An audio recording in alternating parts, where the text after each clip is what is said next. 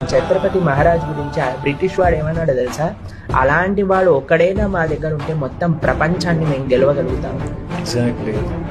ఔరంగజేబ్ లాంటి దుష్టుడు కూడా అన్నారట, ప్రార్థన చేస్తూ ఏమంటారు వాళ్ళని, హెవెన్ డోర్స్ ఈయన కోసం ఓపెన్ చేసి పెట్టండి, ఎందుకంటే ప్రపంచంలో అన్నిటికంటే వీర యుద్ధుడు మరణించబోతున్నాడు.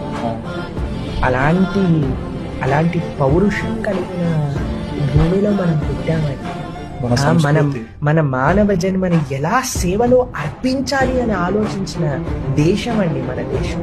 మీకు ఒక విషయం చెప్తానండి, ఏ బయట రాజ్యములలో కనీసం 10-20 సంవత్సరాలే వేరే మతం వాడు పాలిస్తే మొత్తం దేశం ఆ మతం మారిపోయింది. కానీ మన భారతదేశానికి 1000 సంవత్సరాలుగా అన్య మతస్థులు మనల్ని ఆక్రమించినా సరే ఇప్పటికీ సనాతన సంస్కృతి నిలబడింది. 50 కోట్ల మంది కుంభమేళాకి వెళ్ళారు అని అంటే అది మన ధర్మాన్ని యొక్క గొప్పతనం. కానీ మన దేశ యువత కానీ దీన్ని మర్చిపోతే వచ్చే జనరేషన్స్ ఇది చూడరు.